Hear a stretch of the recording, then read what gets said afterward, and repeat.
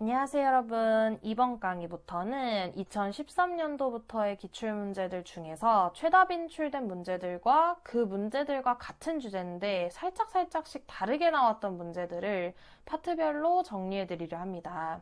산업안전기사 시험은 기출문제가 가장 1순위죠, 여러분. 가장 중요한 공부 내용인데 최다 빈출이라는 거는 그만큼 굉장히 중요하다는 의미가 되겠죠.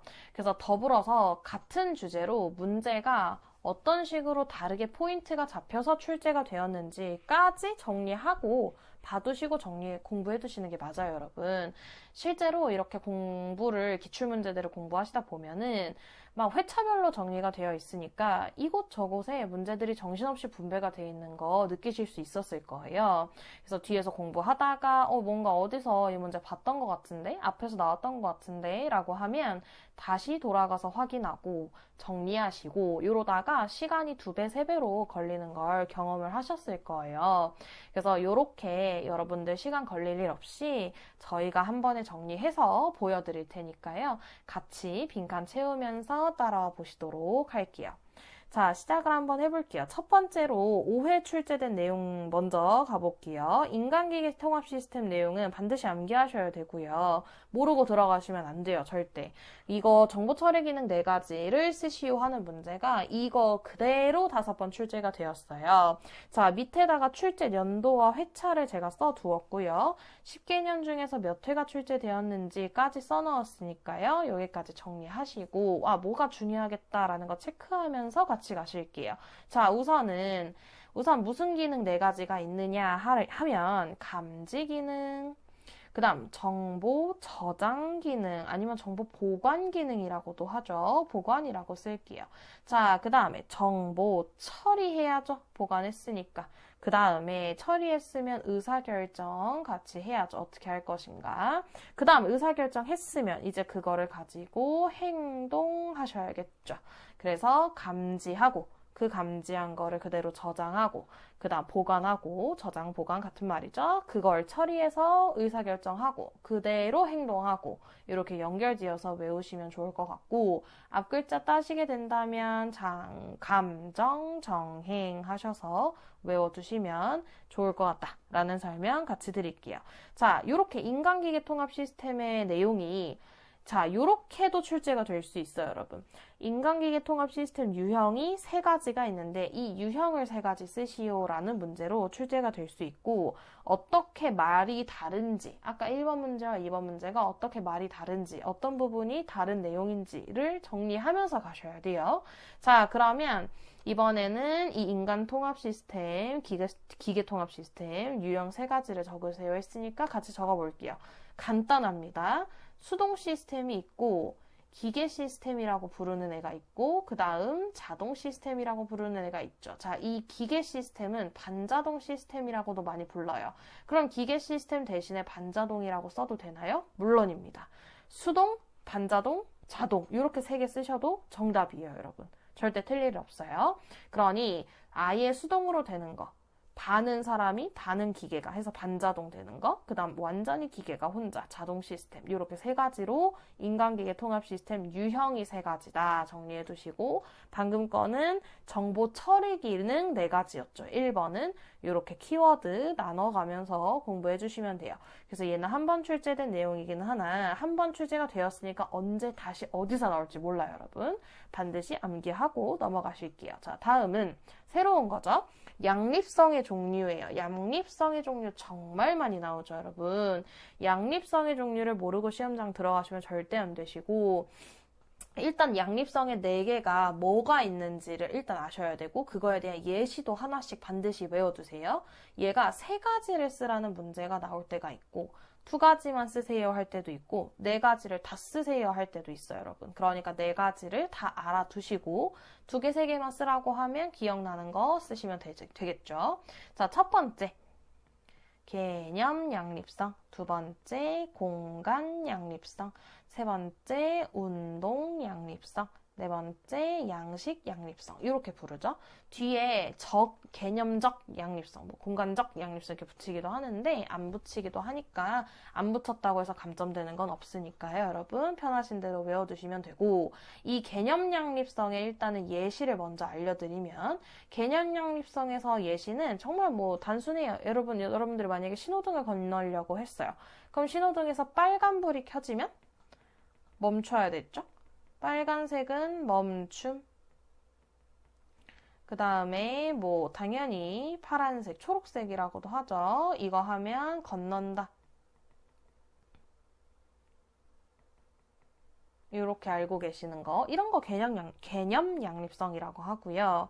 뭐 아니면은 빨간색이면 온수, 파란색이면 냉수 이런 것도 개념 양립성이라고 할 수 있겠죠. 자, 공간 양립성에는 예시가 뭐가 있냐면 오른쪽 버튼 이런 식으로 생겼죠. 보통 이런 거 누르면 딱 오른쪽 기계가 작동하는 거를 공간 양립성이라고 불러요.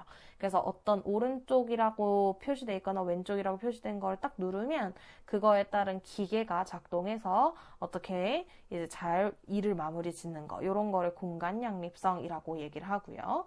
운동 양립성이라는 거는 뭐냐면 뭐 예를 들어 자동차 핸들을 오른쪽으로 막 꺾어요. 오른쪽으로 막 회전을 시키면 그거에 따라서 바퀴가 따라서 움직이죠. 바퀴가 운동한다는 뜻이에요. 자, 이런 걸 운동 양립성이라고 말을 하죠.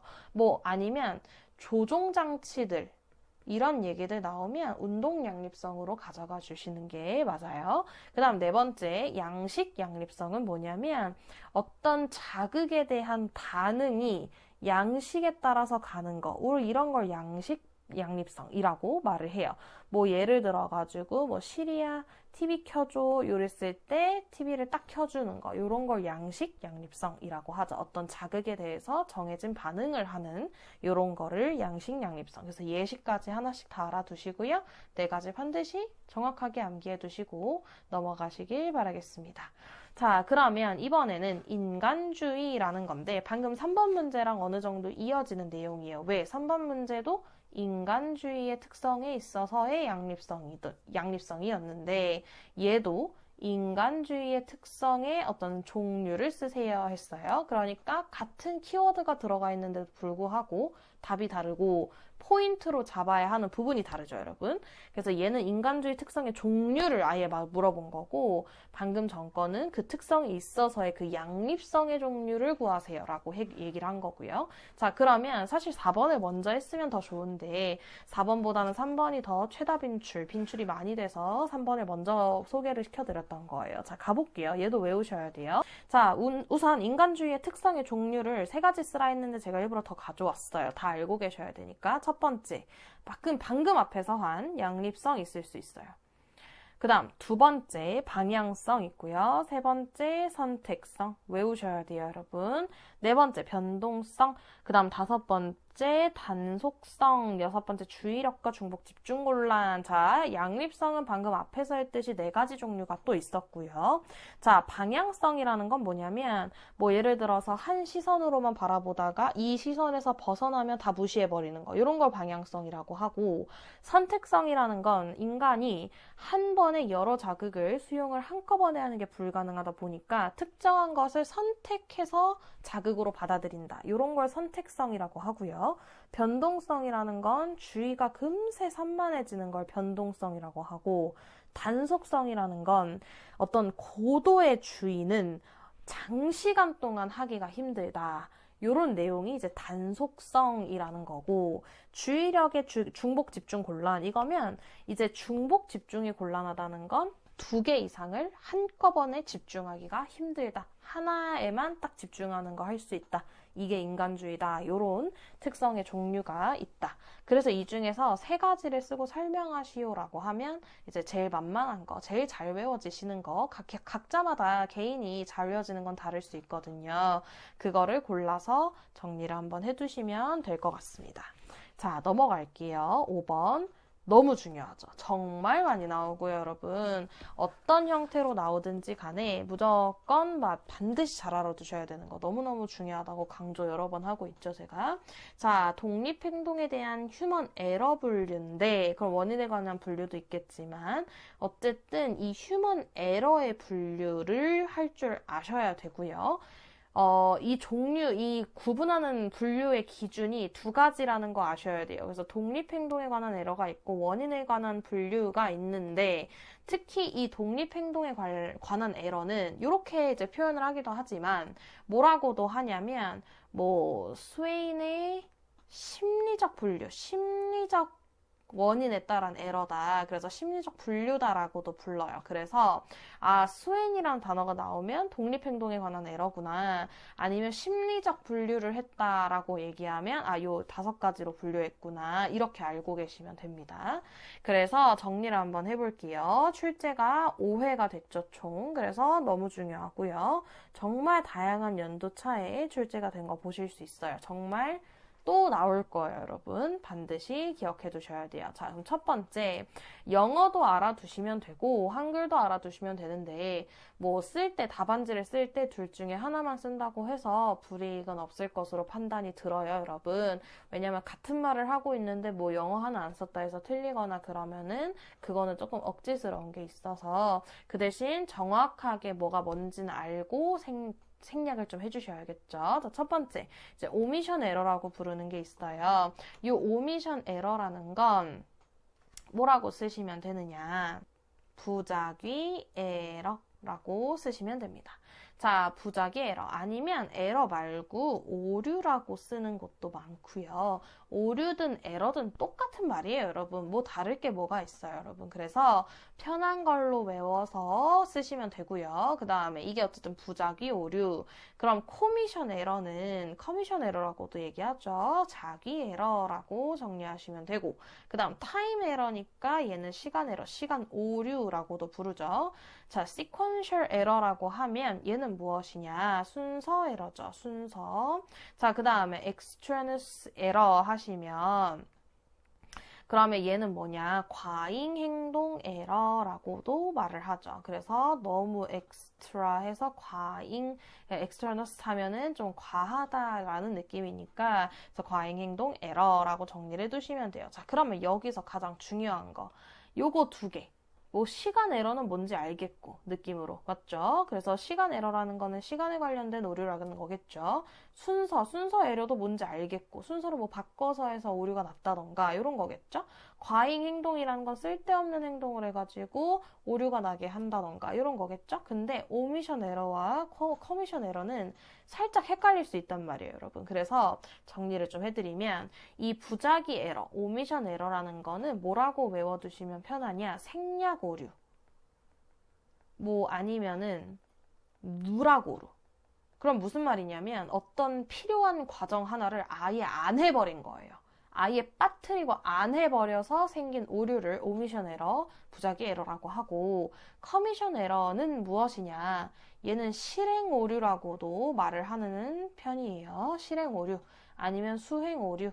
자, 무슨 말이냐면 반드시 해야 할 행동, 뭐 순서에 있어서 안 지킨 것도 없고 해야 할 과정에서 있어서 안 지킨 것도 없어요. 근데 뭐 예를 들어서 중간에 하다가 뭐 순서가 바뀐 건 아닌데 전선을 똑바로 꽂았는데 전선 2개가 서로 바뀌었다거나 아니면 부품을 뭐 플러스 마이너스를 맞춰서 꽂아야 하는데 요거 2개를 자리를 바꿔서 꽂았다던가 이런 식으로 어떤 수행을 하는 거에 있어서 오류가 났으면 이런 걸 커미션 에러라고도 하죠. 그래서 커미션 오류, 커미션 에러, 자기 에러 요거를 2개를 구분하셔서 알고 계셔야 합니다.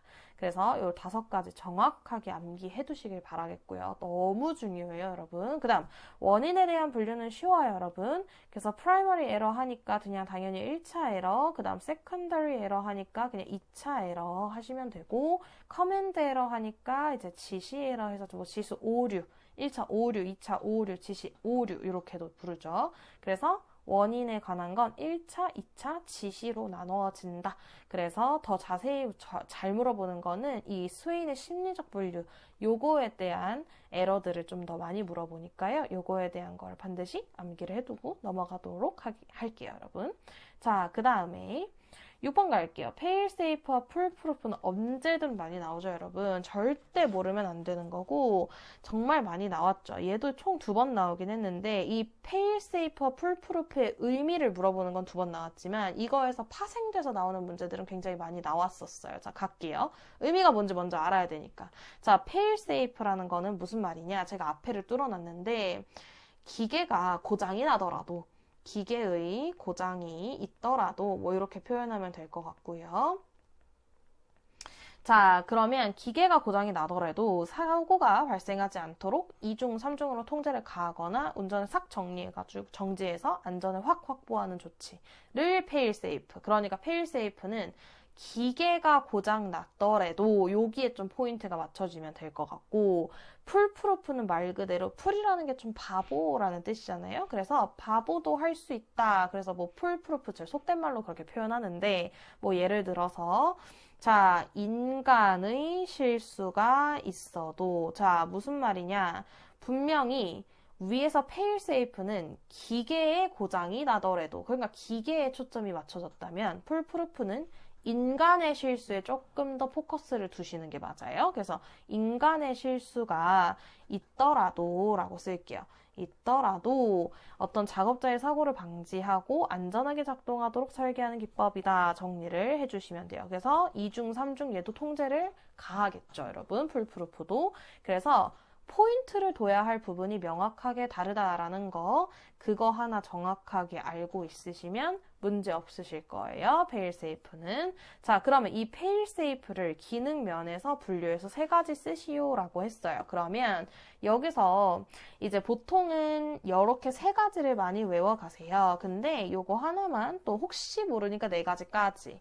그래서 이렇게 4가지를 다 외워서 가도록 할게요, 여러분. 그래서 이거는 빈칸 뚫지 않고 다 외워야 하는 부분이니까 어차피 그냥 제가 일단 내뒀는데 같이 읽어볼게요. 그래서 페일 패시브, 그 다음 페일 액티브, 페일 오퍼레이셔널, 그 다음 페일 소프트예요. 그러면 이 페일 패시브가 의미하는 게 뭐냐면 딱 고장이 났어요. 어떤 기계가 고장이 났어요. 그러면 정지 상태로 옮겨가. 그러니까 바로 정지가 되는 거예요, 여러분.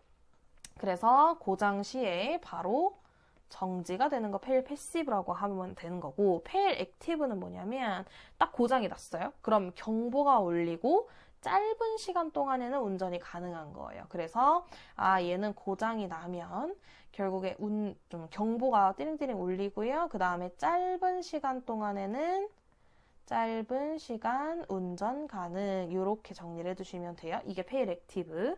페일 오퍼레이셔널은 뭐냐면 고장이 딱 났어요. 그럼에도 불구하고 다음 정기 점검까지는 운전이 계속 가능한 거를 페일 오퍼레이셔널이라고 말을 해요.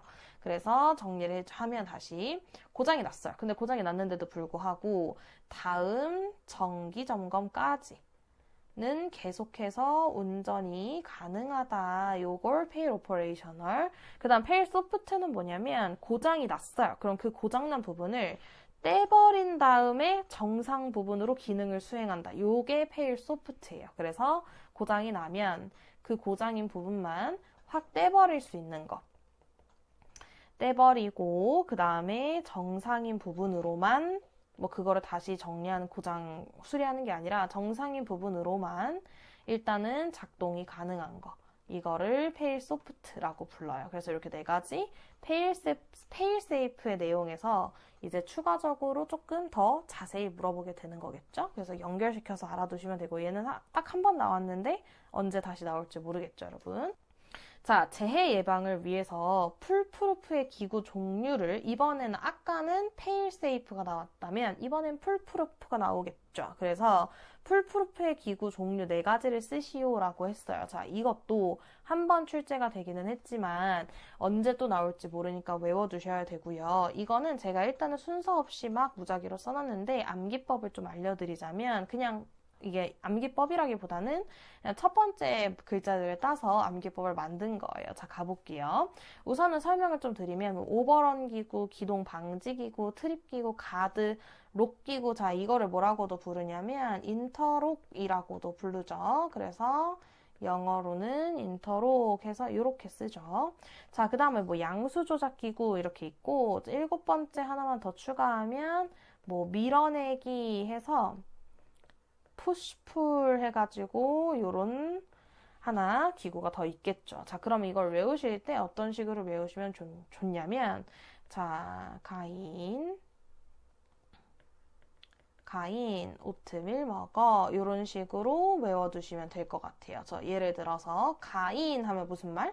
가드, 인터록 해서 가인, 오트밀 하면 오버런, 트립, 밀어내기, 푸싱풀, 먹어는 그냥 뒤에 붙인 거고요, 여러분. 그래서 가인, 오트밀 먹어 해서 가드, 인터록, 그 다음에 오버런, 트립, 가드, 그 다음 밀어내기 이렇게 외워두시면 좀 빠르게 외우지 않으실까라는 생각 들어요. 그래서 이렇게 풀프루프의 기구 종류 4가지.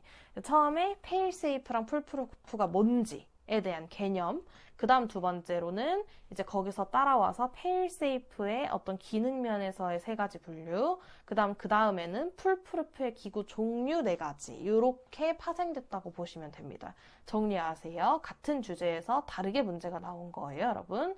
자, 그 다음 9번 갈게요. 자, 이제 해석기법 나오기 시작하죠. 이것도 2회가 출제가 되긴 했는데 사실 정말 더 출제될 거예요, 여러분. 안 출제될 거라고는 말씀 못 드리겠고 나올 건데 이게 이제 무조건 쓰라고만 나오기보다는 골라라라는 문제로 나올 수 있어요. 그러니까 제대로 골라라라는 문제가 나오면 여러분 그냥 거저주는 문제예요. 너네 점수 먹고 가세요 라고 수험생 여러분들 점수 먹고 가세요 라고 주는 문제이기 때문에 맞추셔야 돼요. 자, 공부 갈게요. 해족기법에서 사용되는 가이드 워드들의 의미를 쓰세요 했어요. 자, other than 이라고 하면 얘는 완전 대체제를 말하려 하는 거예요. 그래서 이게 일반적인 우리가 아는 그 영어의 뜻과 좀 다른 경우가 있어서 그것들에 집중하면서 한번 가볼게요. 그래서 완전 대체는 other than, as well as 하시면 뭐냐, 성질상의 증가. 좀 다르죠? 자, as well as 하면은 성질상의 증가 얘기하는 거고, no or not 하면은 이거는 뭐냐면 어떤 설계 의도의 완전한 부정이라고 생각하시면 돼요. 그래서 설계 의도의 완전한 부정 이거를 no or not 하시면 됩니다. 자, 그 다음에 자, reverse는 너무 쉽죠, 얘들아. reverse는 뭐냐면 반대되는 의미잖아요. 얘도 마찬가지예요. 여기서 설계 의도의 정반대에서 reverse 하시면 되는 거고요. 자, more 아니면 less 하면 이것도 느낌이 똑같죠. 자, 감소한다 이런 느낌이니까 more는 더고요. 그러니까 처음 거는 양의 증가 또는 양의 감소. 그래서 more이면 증가, less면 감소죠. 자, part of 하면은 일부 이런 뜻이죠. 그래서 얘도 마찬가지로 일부가 변경된다.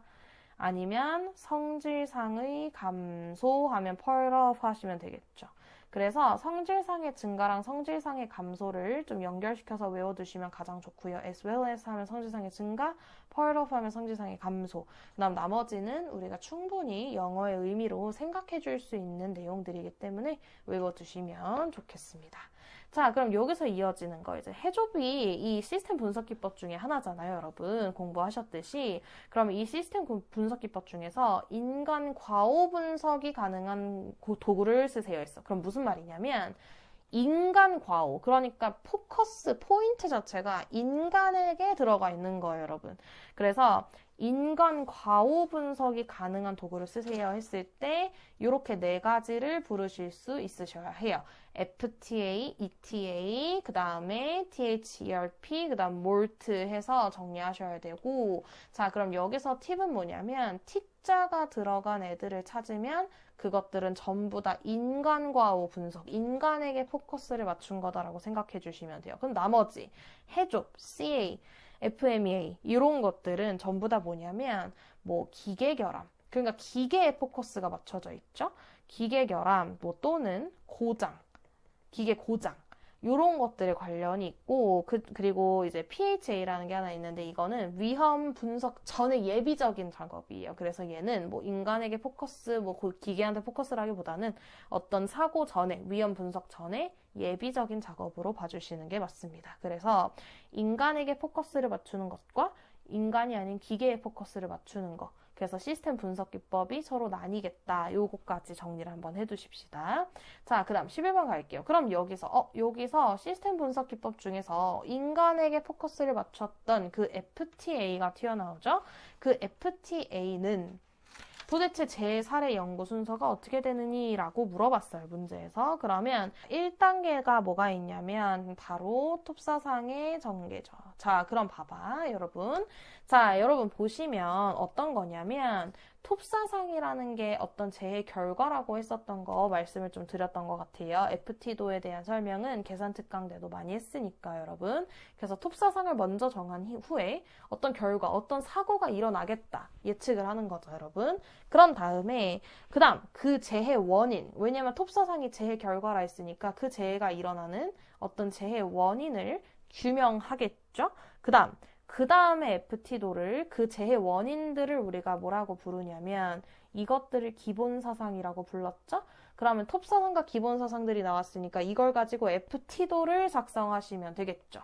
그래서 FT도의 작성 이렇게 들어가시면 되고, 자, 네 번째는 자 뭐냐, 그러면 결국에 안 일어나야 되는 게 맞잖아요, 여러분. 그러면 이런 재해가 계속 일어나면 안 되니까 그러면 결국에 개선 계획을 세우셔야겠죠. 그래서 개선 계획의 작성 들어가시면 FTA에 대한 연구 사례를 전부 다 쓴 거예요.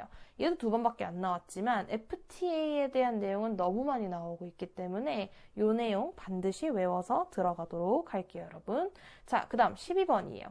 FT도에 그 각 단계별 순서를 쓰세요 라고 얘기를 했어요. 그러면 이 단계별 순서가 조금 더 자세한 거겠죠. 자, 그러면 이것도 좀 외워볼게요, 같이. 한 번 출제가 되긴 했지만 FT를 쓸 때 그때 각 단계별 순서를 쓰라 했으니까, 자, 첫 번째 시스템을 정의하셔야겠죠.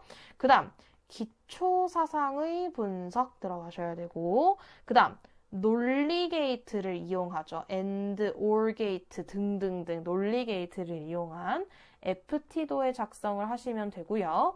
그런 결정된 사상들이 뭐 조금 더 아래로 내려갈 수 있는가. 그러니까 위에서 아래로 내려갈 때 여기서 이제 and 게이트인지 or 게이트인지가 나올 거고, 여기서 이렇게 내려왔을 때 얘가 더 가능한지 아니면 더 가능하지 않은지를 검사한다는 얘기죠, 여러분.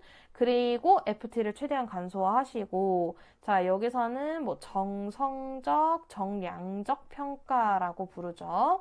그래서 정성적, 정량적으로 평가를 해서 FT를 마무리한다 정리하시면 되고요.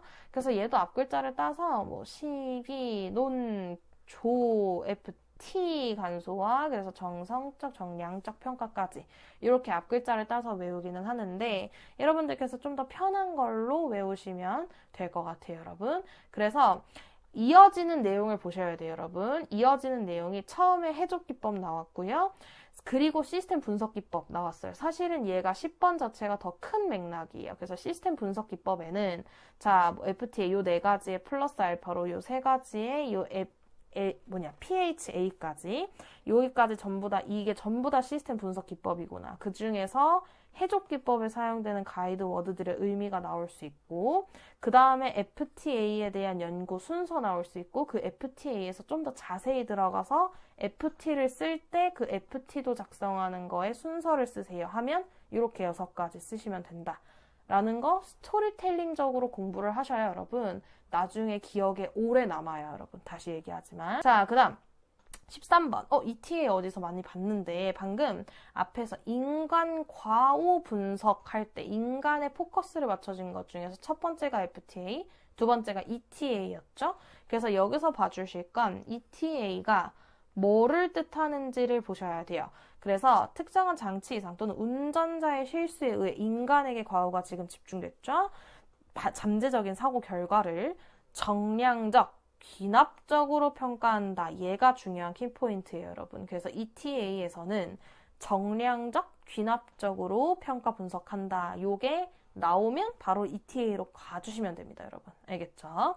자, 그 다음에 14번 갈게요. 이번에는 자, 방금 PHA가 혼자 동떨어져 있었죠. 인간에게 포커스도 아니고 기계도 포커스 아니고 뭐였냐면 얘는 어떤 위험 분석 전에 예비적인 분석 방법이라고 좀 말씀을 드렸던 것 같아요. 그래서 이거를 달성하기 위해서 네 가지의 특징이 있었는데 이제 얘가 나왔을 때 많이 당황을 좀 했던 문제 중에 하나고 자, 외워두고 갈게요. 자, 시스템의 모든 주요한 사고를 우선 당연히 식별하셔야 돼요.